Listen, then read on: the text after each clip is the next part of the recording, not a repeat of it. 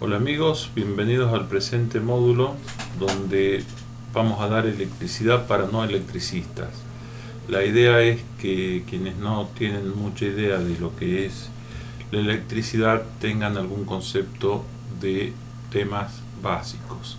Ya tratamos el tema de potencia en luminarias, fue muy superficial, pero espero que les haya servido. Ahora trataremos el tema de protección en la electricidad.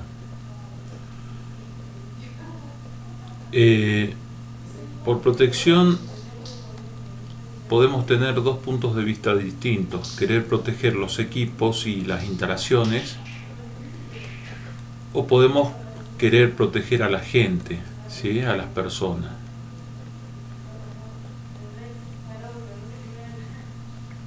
Recordemos que este proyecto, estos módulos están hechos desde Argentina, donde la tensión de red es de 220 volts de corriente alterna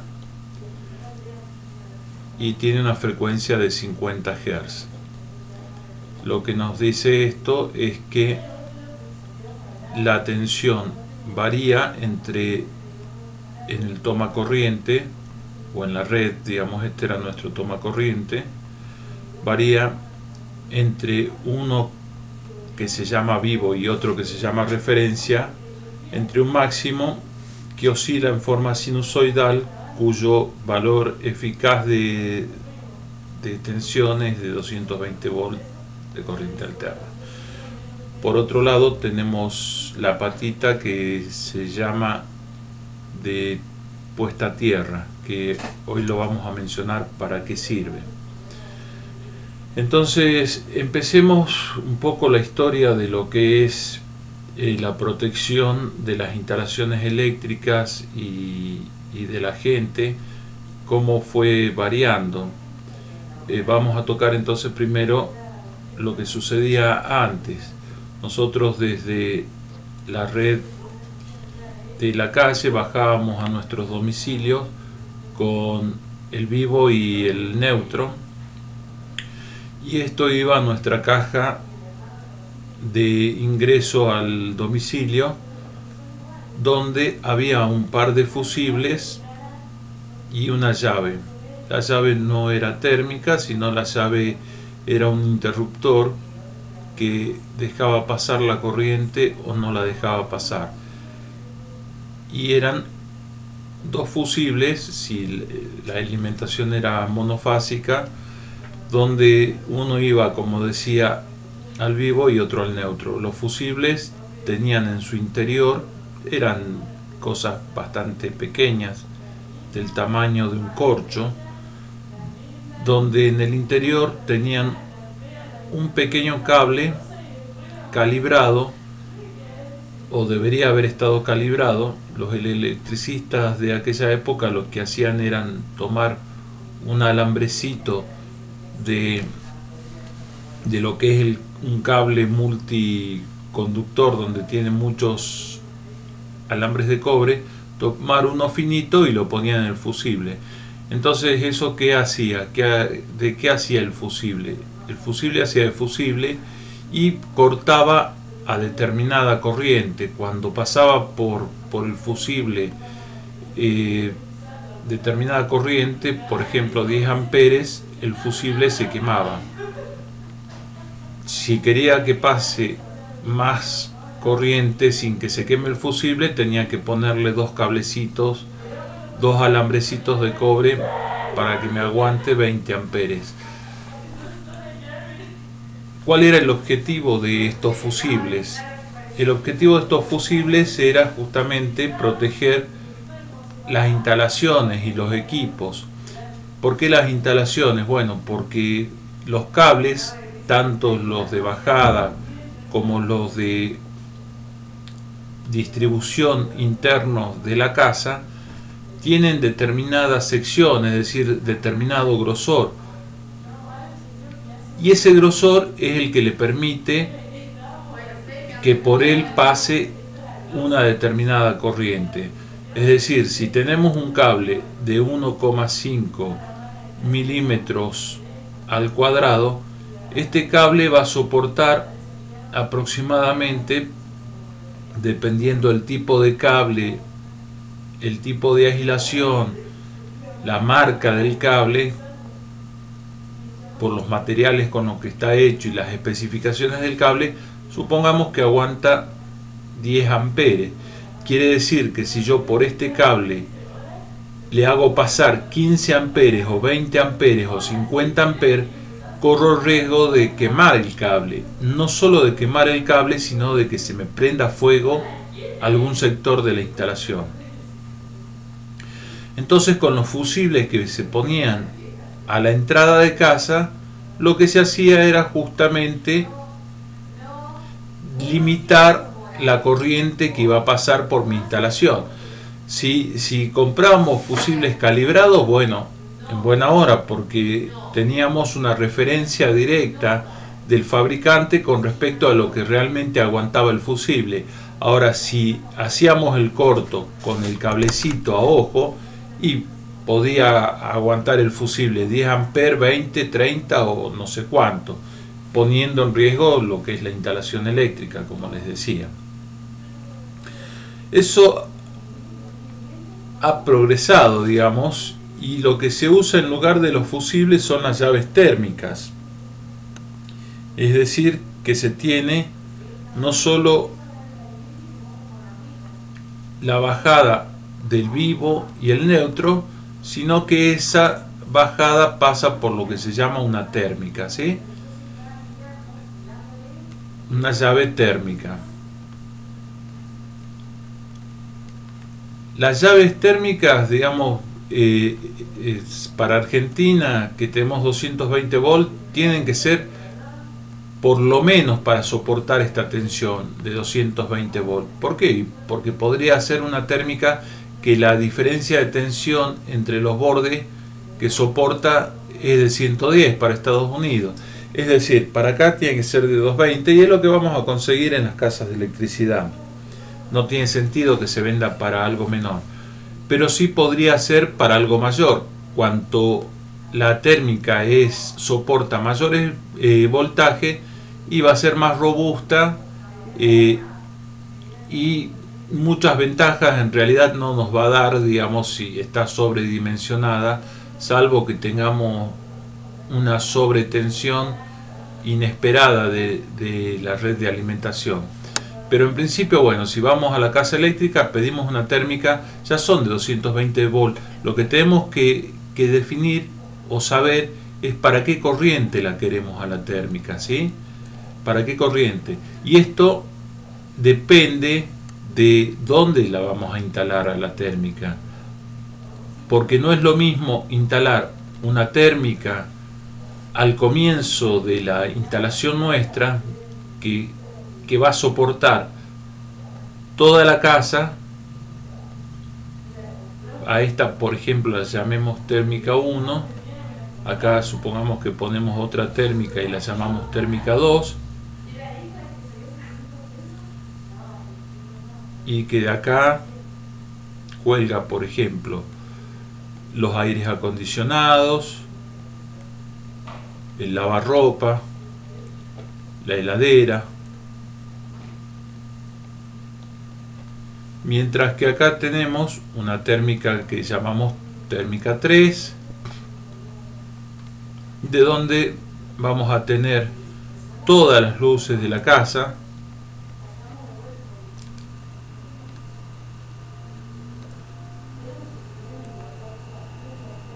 por ejemplo, y la soldadora de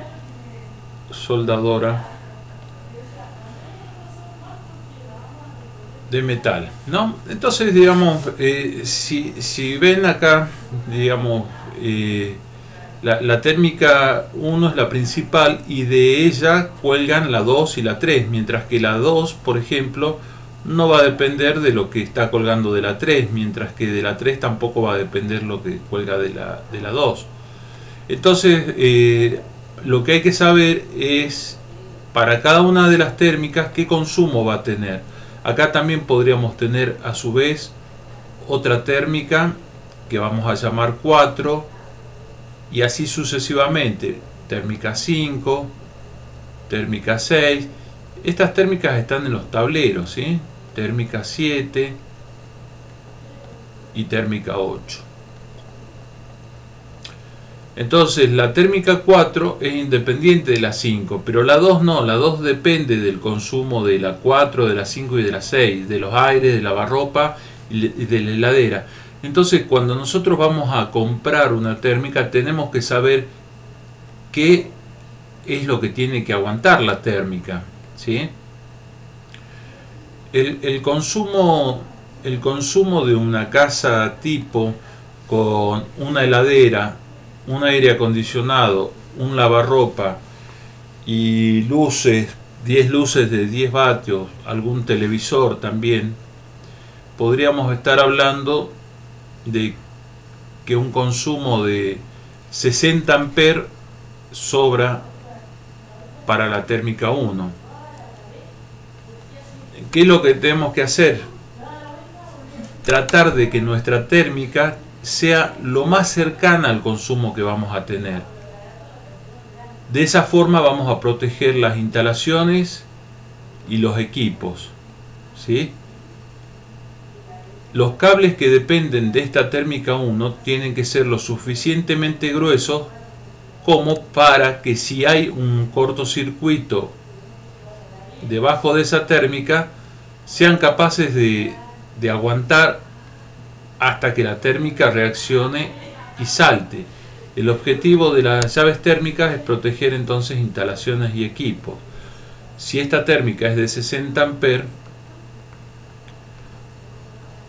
y acá tengo todo apagado porque estoy durmiendo, por ejemplo, y se me produce un cortocircuito de este lado, hasta que ese cortocircuito no levante los 60 amperes, no va a saltar la térmica. Pero evidentemente en un cortocircuito las corrientes involucradas son mucho más altas.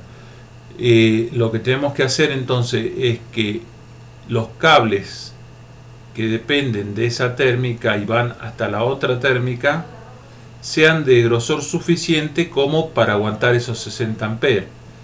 Es decir, que podríamos estar hablando de cables de 6 milímetros, como le decía anteriormente, 6 milímetros cuadrados como de sección. Como le decía anteriormente, va a depender del fabricante, de la marca, etcétera, ¿sí?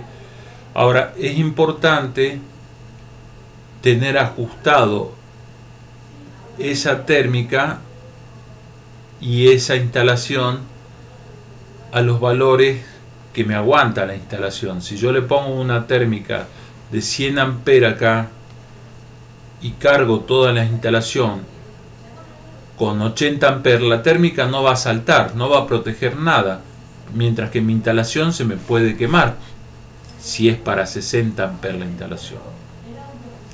Entonces el criterio de elegir la térmica es hacerlo de acuerdo a la instalación y a los equipos que queremos proteger. En estos equipos podemos, por ejemplo, tener el aire acondicionado que consuma 10 amperes, ¿sí? Mientras que el cableado que me llega hasta el aire puede ser capaz de soportar, por ejemplo, 30 amperes, ¿sí? Es decir, si yo elijo la térmica 4 que soporte 25 amperes, no se me va a quemar la instalación que llega hasta el aire, porque la instalación está soportando 30 amperes, pero sí puede, si hay algún problema en el aire, quemarse el aire sin ningún problema, porque el consumo teórico del aire es 10 amperes. Lo correcto acá sería ajustar esta térmica 4 lo más cercana a los 10 amperes de consumo del aire. Tampoco hacerla muy cercana, es decir, dejar un margen de un 20-30% del consumo máximo que tenemos en la carga para asegurarnos que tampoco por una corriente de arranque o porque el aire está sucio y consumió un poquito más, se salte la térmica. Es decir, lo ideal sería, por ejemplo, acá si el aire consume 10, llevarlo a una térmica de 13 amperes, 14 amperes. En el mercado tampoco tenemos valores tan cercanos a lo que queremos de térmica. Lo que tenemos que ajustarnos es a las térmicas que existen. Es decir, de 13 amperes seguramente no vamos a encontrar, o tenemos de 10 amperes térmicas o ya las siguientes de 15. Bueno, le pongamos la de 15, que vamos a andar bien. Y lo mismo para el resto de las térmicas, es decir, usar el criterio de ajustarnos lo más próximo posible a la carga del equipo que queremos alimentar, y nunca excediéndonos en lo que son el cable que llega a la carga que vamos a alimentar. Es decir, que el cable es un limitante, y la instalación es un limitante de lo que podemos poner. Por eso es peligroso que alguien que no sepa de electricidad se ponga a meter más cargas de una térmica, de una instalación, siendo que, por ejemplo, la misma está diseñada para soportar 20 amperes, y que es la carga originalmente pensada, y le agregamos otros 20. Entonces, si está todo funcionando, tendremos 40 y el cable estaría sobrepasado. Entonces puede producir incendio, o puede quemar directamente, digamos, lo que es la instalación, si nuestras térmicas no están bien diseñadas. Esto no es para que lo hagan ustedes, simplemente es para que sepan por qué un electricista a veces le va a decir: no señora, no señor, tenemos que cambiar el cable si quiere agregar más cargas, porque la instalación está diseñada para tal corriente, para tal carga, ¿sí? Lo que hemos visto corresponde entonces a protección de instalaciones y equipos, pero no de la gente. Si por una de esas casualidades acá hay una persona que toca el cable porque está pelado, y digamos, toda la instalación está para 60 amperes, esta persona va a dejar pasar corriente a través de su cuerpo hacia el piso, y la corriente que pase, por más que sea chica, digamos, corrientes del orden de los miliamperes, es decir, la milésima parte de un amper, ya puede llegar a matar a una persona, ¿sí? Le produce un paro cardiorrespiratorio o quemaduras muy considerables. Entonces acá la térmica no va a saltar, porque supongamos que deja pasar un amper la persona esta al tocar, digamos, la instalación, y se va a morir, digamos, se va a morir electrocutada, porque la térmica está para soportar 60 amperes, y ya con un amper la persona ha fallecido, digamos, no aguanta esa corriente a través del cuerpo, o tiene lesiones muy grandes, muy importantes. Entonces lo que se hizo es agregar también el disyuntor diferencial. Entonces, cuando uno toma la energía de la red eléctrica, en el tablero de ingreso al domicilio, no solo va a tener una llave térmica, sino también va a tener un disyuntor diferencial, ¿sí?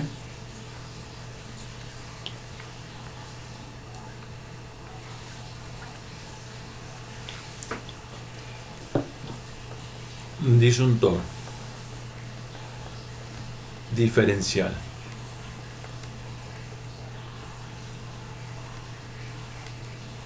¿Qué es lo que hace el disyuntor diferencial?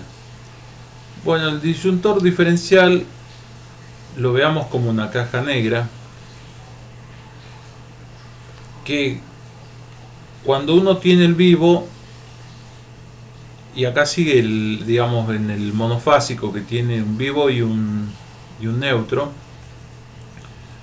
acá entra una determinada corriente, ¿sí? Supongamos 20 amperes, y se distribuye en toda la casa, ¿no? En las cargas que pueden ser los foquitos, las distintas cosas, ¿sí? Acá va a haber 20 amperes, acá si anda todo bien va a haber 20 amperes y van a regresar 20 amperes.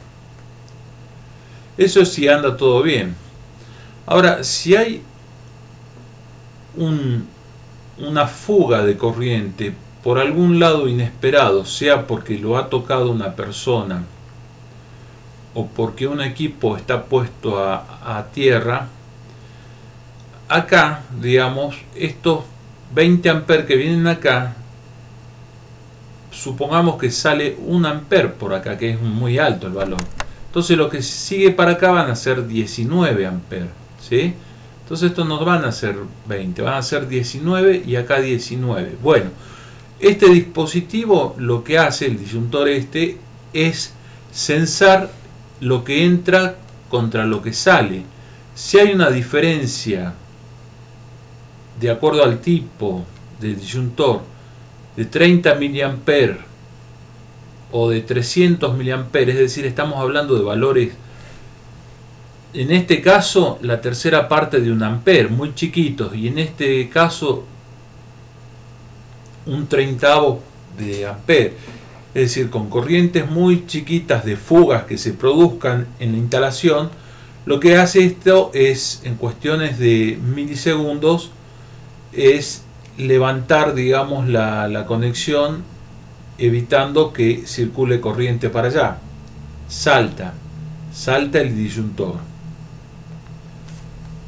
Es muy importante tener disyuntores diferenciales, sobre todo cuando hay niños en las casas, porque los niños son muy propensos a probar de meter en los polos de los tomacorrientes objetos que pueden ser conductores, y eso harían una descarga eléctrica, pudiendo producir la muerte o daños irreparables en el pequeño. O lo mismo para gente que está trabajando cambiando un foco, una lamparita, sin haber cortado la corriente o haber tocado accidentalmente algún equipo que está puesto a masa. Entonces, el disyuntor es fundamental para proteger a las personas de las descargas eléctricas. Acá, digamos, la descarga no es que va a ser cero, porque en realidad el disyuntor tampoco es Dios, y lo que hace es censar esa pequeña fuga. Lo que se trata de hacer es limitar a que la fuga sea muy chiquita para ya actuar. Es cierto también que cuando uno tiene instalaciones viejas y pones disyuntor en la entrada, esto salta el disyuntor y no nos deja conectar la corriente. Bueno, la solución no es eliminar el disyuntor para que esto deje de saltar. La solución es buscar el problema con un electricista matriculado y capacitado para eliminar la causa del problema. Porque si el disyuntor salta, quiere decir que existe esa fuga de corriente. Esa fuga de corriente puede estar existiendo a un equipo. Por eso es que también aparece la tercer pata en los tomacorriente, que es la puesta a tierra. Esta pata es de puesta a tierra. ¿Qué significa? Que un equipo supongamos la heladera, que es una de las causantes de muchas cosquillitas, ¿viste? Cuando está con fuga y no tenés un disyuntor que sense que realmente tenés una fuga. Entonces, si acá tenemos la alimentación de la heladera con el vivo y con el neutro, y esto tiene una pequeña fuga de corriente, porque por ejemplo la carcasa está con un cable pelado, está tocando al vivo. Si yo lo tengo aislado de tierra, acá el disyuntor no va a saltar porque no va a haber una fuga de corriente. Pero acá tengo, digamos, el vivo en la carcasa, exponiendo a cualquier persona que lo toque. Entonces, ¿qué es lo que hace, digamos, el neutro ese, la puesta a tierra?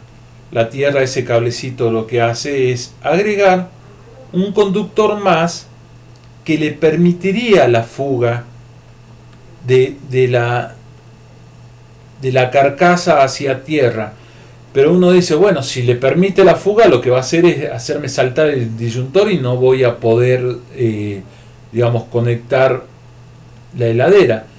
Si tiene fuga, evidentemente que no, y lo cual es bueno, porque no va a ser necesario que venga Pepe y toque la heladera para que salte el disyuntor, corriendo el riesgo, como ya les dije, por más que sea chiquita la corriente que va a haber de descarga, siempre el disyuntor trabaja con determinada corriente, porque ya la misma puesta a tierra está haciendo que si hay una fuga carcasa, la misma se vaya a tierra.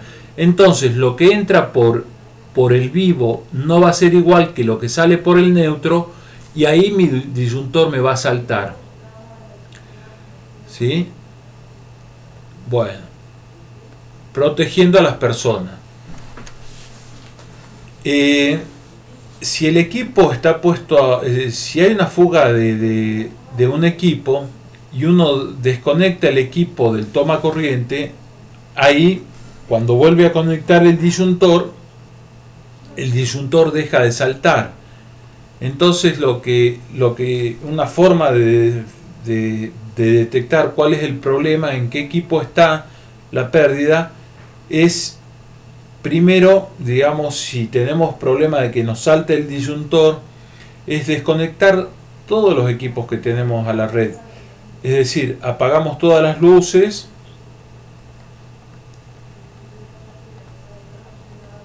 y desenchufamos las cargas, ¿sí? Y ahí le activamos, digamos, la térmica y el disyuntor. Si en esas condiciones salta, digamos, el disyuntor, quiere decir que la fuga de corriente está en la instalación.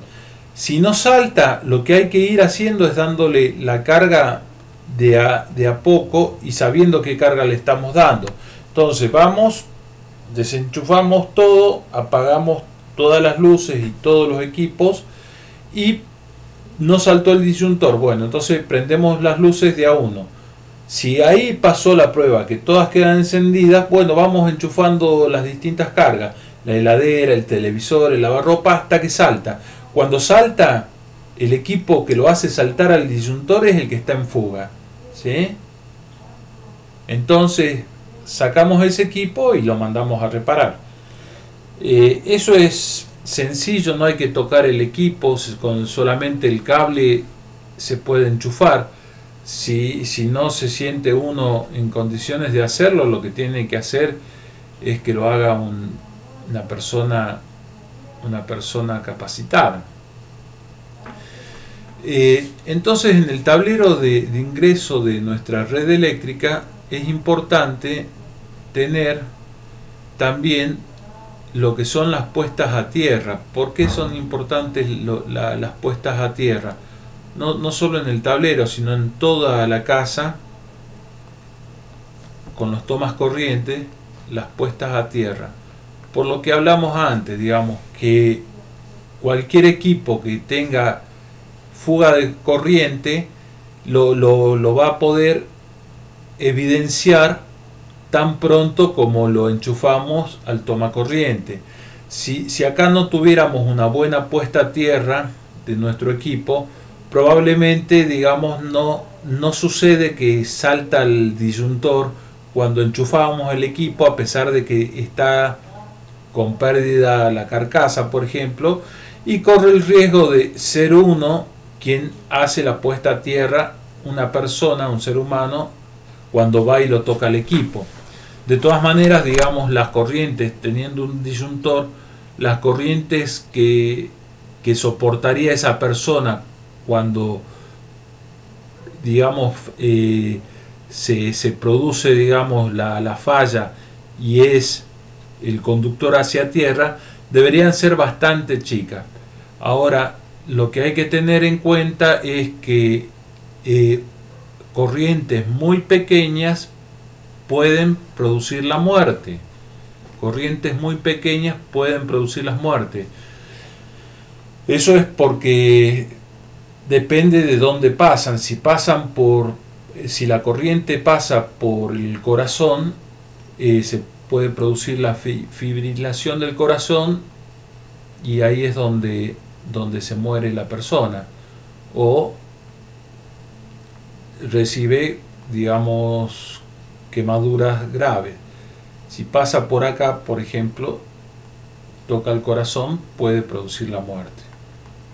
Es decir, la corriente es algo con lo que no se juega.